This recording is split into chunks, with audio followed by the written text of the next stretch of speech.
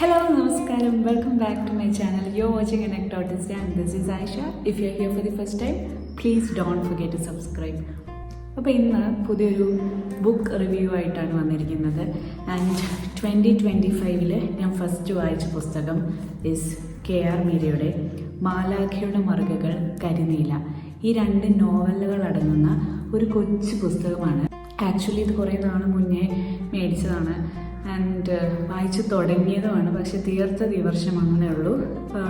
വളരെ കുഞ്ഞൊരു പുസ്തകമാണ്. 10ാം പതിപ്പാണ് എൻ്റെ കയ്യിലിരിക്കുന്നത്. വെറും 88 പേജ് മാത്രമേ ഉള്ളൂ ഈ പുസ്തകം. ആൻഡ് 110 റുപ്പീസാണ്. ഈ ബുക്കും അവൈലബിൾ ആണ്. DC ബുക്സ് ആണ് പബ്ലിഷ് ചെയ്തിരിക്കുന്നത്.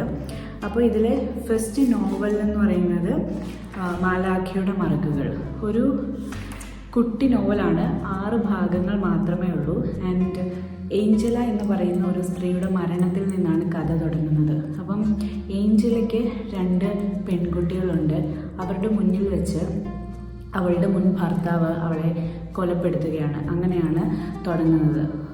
അച്ഛൻ അമ്മയെ കൊന്നു എന്ന് പറയുന്ന മൂത്ത കുട്ടി, പിന്നെ അയാളുടെ അല്ലാത്ത മറ്റൊരു മകൾ, അങ്ങനെ 2 പെൺകുട്ടികളാണുള്ളത്.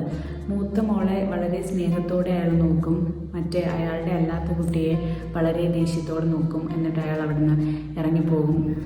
സ്വന്തം മകളുടെ പിറന്നാൾ ആഘോഷം തുടങ്ങുന്ന സമയത്ത് ആ കത്തി കൊണ്ടാണ് അയാൾ അവളെ കുത്തി കൊലപ്പെടുത്തുന്നത്. റീസൺ എന്താണെന്ന് ചോദിച്ചാൽ അയാളിൽ നിന്നും പോയിട്ട് വേറെ പുരുഷന്മാരുടെ അടുത്തേക്ക് ചെല്ലുന്നു, വേശ്യപ്പണി ചെയ്യുന്നു എന്നൊക്കെ പറഞ്ഞിട്ടാണ് അയാൾ അവളെ കൊലപ്പെടുത്തുന്നത്. പക്ഷേ അവളുടെ പോയിന്റേഴ്സ്, അവൾ ആഗ്രഹിച്ച ഒരു ഭർത്താവായിരുന്നില്ല ഒരിക്കലും അയാൾ. ഒളിച്ചോടി കല്യാണം കഴിച്ചതാണ്. പക്ഷേ അയാൾക്ക് പോലും അവളെ ഒരു വിലയില്ലായിരുന്നു. അവൾക്ക് അയാളോട് കാമമായിരുന്നു എന്ന ഒരു പോയിന്റാണ് അയാൾ പറയുന്നത്. ആൻഡ് അവളിപ്പോൾ അവളുടെ സ്ഥിതി എന്ന് പറയുന്നത് എന്തും ചെയ്യാൻ മടിക്കാത്തൊരു സ്ത്രീയായി മാറിയിരിക്കുന്നു.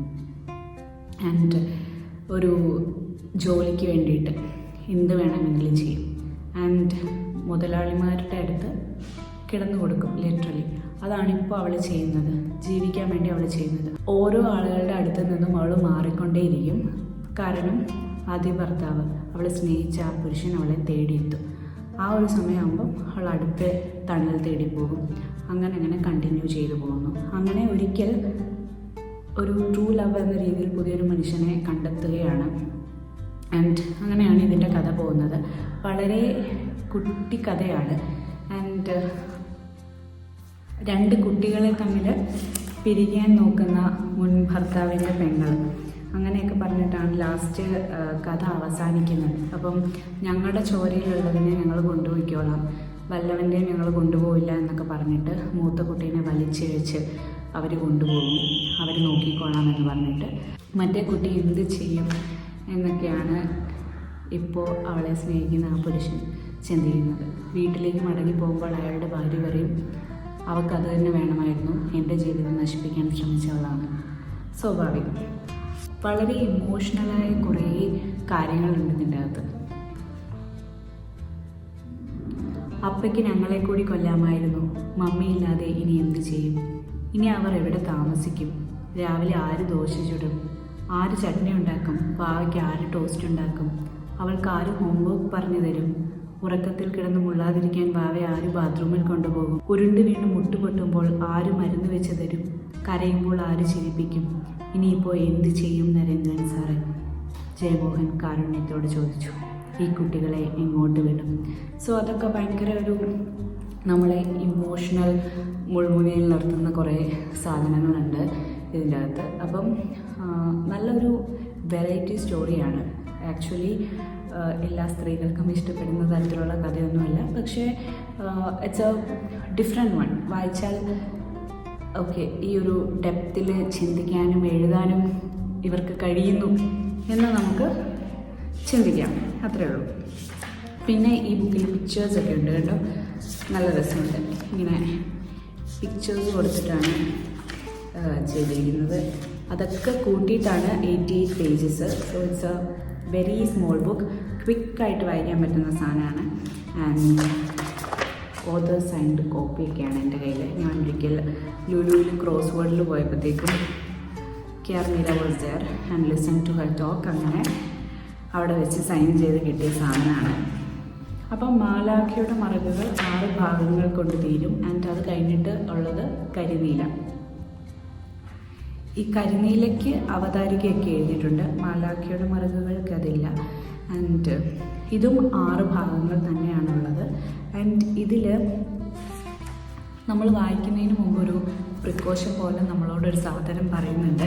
And it's really nice and different. Okay, I read it out.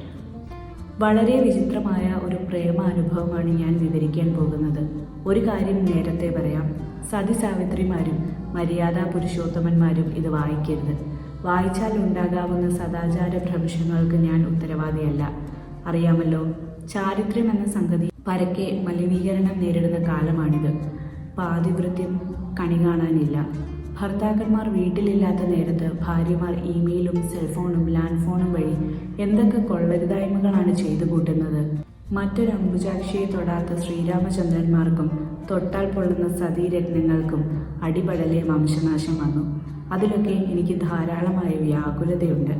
ലോകം ഇത്രമേൽ കലുഷമായിട്ടും സദാചാരത്തിൻ്റെ നൂൽപാലത്തിലൂടെ അടിതെറ്റാതെയും ചുവടറിയാതെയും ശ്രമപ്പെട്ടു നടക്കുന്ന വിരലിലെണ്ണാവുന്ന കുലീന കുലനാരികളെ അഭിവാദ്യം ചെയ്യുന്ന കഥകൾ എഴുതണമെന്ന ആത്മാർത്ഥമായ ആഗ്രഹമുണ്ട്. പക്ഷേ എന്തു ചെയ്യാം, കഥ ജീവിതമല്ലല്ലോ. ജീവിതം നമുക്ക് എങ്ങനെ വേണമെങ്കിലും അവസാനിപ്പിക്കാം. പരിണാമഗുപ്തി എവിടെ എന്ന് ഒരു പട്ടിയും ചോദിക്കാനില്ല. പക്ഷേ കഥകൾ വേറെ. കടലാസിൽ കഥയുടെ വഴി പാറമേൽ സർപ്പത്തിൻ്റെ വഴി പോലെയാണ്. തോന്നും വഴി ഇഴയും. വഴി പിഴച്ചാൽ വായനക്കാർ വാളെടുക്കും. വഴിയെ പോയ മേനിക്കുട്ടികളൊക്കെ കയറി നിരൂപണം നിർവഹിക്കും. അതെന്തിനാണ് ഇപ്പോൾ അത്രയും തൊന്തരവ്? അതുകൊണ്ട് കഥയില്ല, പകരം നീറുന്ന ഒരനുഭവമായതുകൊണ്ട് സത്യസന്ധത അനിവാര്യം. സത്യസന്ധത കൂടുന്നിടത്ത് സദാചാരം കുറയും. തുടർന്ന് വായിക്കും മുമ്പ് ജാഗ്രത. ഇനിയും സമയമുണ്ട്. പേജ് ഇവിടെ അടയ്ക്കാം, അല്ലെങ്കിൽ മറിക്കാം. അവനവൻ്റെ ചാരിത്ര്യവും മനസ്സമാധാനവും താഴെ വീണു പോകാതെ മുറുകെ പിടിക്കേണ്ടത് വായനക്കാരുടെ ഉത്തരവാദിത്വമാണ്. മുന്നോട്ടുള്ള വായന കുട്ടികൾ, ഗർഭിണികൾ, ഹൃദ്രോഗികൾ, എൻ്റെ ഭർത്താവ് എന്നിവർക്ക് തീരെ അഭിലഷണീയമല്ല. ആത്മബലമുള്ളവർ മാത്രം തുടർന്ന് വായിക്കുക. അപ്പോൾ ഇങ്ങനെ പറഞ്ഞിട്ടാണ് ഇത് എഴുതിയിരിക്കുന്നത്. അതുകൊണ്ട് തന്നെ വായിക്കണം എന്ന് നമുക്ക് നല്ല ക്യൂരിയോസിറ്റി തോന്നും. ഞാൻ ഈ ഒരു കാറ്റഗറിയിൽ, I mean very old type of ഗേളാണ്, പക്ഷേ വായിക്കാൻ എനിക്ക് ഇഷ്ടമാണ്. അപ്പോൾ അതുകൊണ്ട് തന്നെ ഞാൻ വായിച്ചതാണ്. അല്ലാതെ എനിക്ക് ഐ ഡോണ്ട് പ്രൊമോട്ട് അവിഹിതം സെൻട്രൽ. എനിക്ക് തീരെ ഇഷ്ടമല്ലാത്തൊരു സാധനമാണ് അവിഹിതവും ടോക്സിസിറ്റിയും പോലെയുള്ള സാധനങ്ങൾ. പക്ഷേ വായിക്കും, എന്താണെന്ന് മനസ്സിലാക്കാൻ വേണ്ടി ഒരു രസത്തിന് വായിക്കാറുണ്ട്. അപ്പം ഇതെന്ന് പറയുന്നത് ഭയങ്കര ഡിഫറെൻ്റ് ആയിട്ടുള്ള ഒരു സ്റ്റോറിയാണ്. പ്രേമാനുഭവമാണ് ആക്ച്വലി. 40 വയസ്സുള്ള ഒരു ഭർത്താവും 2 പെൺകുട്ടികളുമുള്ള ഒരു സ്ത്രീ. ആ സ്ത്രീക്ക് ഒരു സന്യാസിയോട് പ്രണയം. ആൻഡ് ഈ സ്ത്രീ എന്ന് പറയുന്നത് ഒരു 4 കെട്ട് അന്വേഷിച്ച് നടക്കുന്ന മാതിരിയാണ് നമ്മളെ ഫസ്റ്റ് കാണിക്കുന്നത്. അപ്പം ആ പുള്ളിക്കാരിയുടെ പണ്ടത്തെ വീട് അങ്ങനെയായിരുന്നു. സോ അങ്ങനെ ഒരു വീട് വേണം. അങ്ങനെ ഇവർ തപ്പി ഇറങ്ങുകയാണ്. ആൻഡ് അങ്ങനെ ഒരു വീട് കണ്ടെത്തുന്നത് ഈ സന്യാസിയുടെ വീടാണ്. പക്ഷെ അദ്ദേഹം അത് വിൽക്കുന്നില്ല. അങ്ങനെ ആദ്യം ഈ സ്ത്രീയും ഭർത്താവും ഒക്കെ വന്ന് വീട് നോക്കി പോവുകയാണ്. അകത്തേക്ക് കയറാൻ പറ്റില്ല, കാരണം അയാളത് വിൽക്കുന്നില്ല എന്ന് പറയും. അത് കഴിഞ്ഞ് രണ്ടാമത് ഇവർ വീണ്ടും വരും. അപ്പോൾ ഈ സ്ത്രീ പറയുമ്പോൾ ഒന്ന് വീട് കാണണം എന്നൊക്കെ പറയും. അങ്ങനെ വന്ന് വരുമ്പോഴത്തേക്കും പാമ്പേടിയേക്കും. അങ്ങനെ അദ്ദേഹം ആ സന്യാസി പുള്ളിക്കാരിയുടെ കാലിൽ നിന്ന് വിഷമെടുത്ത് കളയും. പുള്ളിക്കാരി സന്യാസിയെ ചുംബിക്കുന്നു. ആൻഡ് അങ്ങനെ അവരൊന്ന് പോകുന്നു. ആൻഡ് ഹെർ പേഴ്സ്പെക്റ്റീവ് ഇസ് ഈ സന്യാസിയും ഈ സ്ത്രീയും യുഗങ്ങളായിട്ട്, ജന്മങ്ങളായിട്ട് they are destined for each other. പക്ഷേ somehow she ended up in a married life and അദ്ദേഹം സന്യാസം സ്വീകരിച്ചു പോയി. ആൻഡ് അവരായിരുന്നു പാസ്റ്റിലും ഫ്യൂച്ചറിലുമൊക്കെ they are the destined people എന്നാണ് പറയുന്നത്. സോ പിന്നെയും വരും. ആൻഡ് വന്നിട്ട് she expresses her feelings and somehow they end up together, they end up in bed. അങ്ങനെ പിന്നെ അവർ കാണില്ല. അതാണ് അവസാനമായിട്ട് കാണുന്നത്. ആൻഡ് ഹർ തോട്ട്സ് എന്ന് പറയുന്നത് സാധാരണ സ്ത്രീകൾക്ക് ഡൈജസ്റ്റ് ചെയ്യാൻ പറ്റാത്ത തോട്ട്സാണ്. ബിക്കോസ് ഓൾറെഡി മാരീഡാണ്. ആ സമയം she wants to bear the child of someone else. ആ സന്യാസിയുടെ കുട്ടിയെ ഗർഭം ധരിക്കണം എന്നൊക്കെയാണ് ആഗ്രഹം. സോ വെരി ഡിസ്ഗസ്റ്റിംഗ് ആയിട്ട് തോന്നാം, and it doesn't make any sense എന്ന് തോന്നാം. പിന്നെയും പറയുന്നത് കഥയല്ല അനുഭവമാണ് എന്നൊക്കെ പറയുമ്പോൾ we feel like seriously is there someone thinking like this എന്നൊക്കെ നമുക്ക് തോന്നും. സോ ഞാൻ പറഞ്ഞ പോലെ സാധാരണക്കാർക്ക് ഡൈജസ്റ്റ് ചെയ്യാൻ ഭയങ്കര പാടാണ്, പക്ഷേ it's a different story. And ഒടുവിൽ എല്ലാം കഴിഞ്ഞിട്ടും she goes back to her house. എന്നിട്ട് പഴയ പോലെ തന്നെ ജീവിക്കും. ഇതൊരു കഥയായിരുന്നെങ്കിൽ ഒരുപക്ഷെ ആ സന്യാസിയോടൊപ്പം ഒളിച്ചോടി എന്ന് തീർക്കാമായിരുന്നു, അല്ലെങ്കിൽ ഭർത്താവിനോട് ക്ഷമ പറഞ്ഞിട്ട് പുതിയൊരു ജീവിതം നയിച്ചു എന്ന് അവസാനിപ്പിക്കാമായിരുന്നു. പക്ഷേ ഇതൊരു കഥയല്ല, ജീവിതമാണ്. സോ വീണ്ടും അവർ മക്കളെ ഓർത്ത് ഒരുമിച്ച് ജീവിക്കുകയാണ്. സന്യാസി ഹിമാലയത്തിലോ അങ്ങനെ എന്തോ പോകും. So that's how it ends. And 88 pages ആണ്. സോ TC ബുക്സിൻ്റെ 2 നോവലുകൾ അടങ്ങുന്ന ഒരു കുട്ടി പുസ്തകം. മാലാഖയുടെ മറുകുകൾ, കരിനീല എന്നീ 2 നോവലുകളുടെ സമാഹാരം. ഭാഷയുടെ നൂതനത്വം കൊണ്ടും വൈകാരിക ലോകത്തെ ആവിഷ്കരിക്കുന്നതിലെ അപൂർവത കൊണ്ടും ആഖ്യാനത്തിൻ്റെ ലാളിത്യം കൊണ്ടും ഈ നോവലുകൾ വായനക്കാരെ ഏറെ ആകർഷിക്കുന്നു. So as I said, it's a very very different one. Definitely പല രീതിയിലുള്ള സാധനങ്ങൾ വായിക്കുന്നവർക്ക്, അല്ലെങ്കിൽ വായനയുടെ പല പല വശങ്ങൾ മനസ്സിലാക്കാനും പല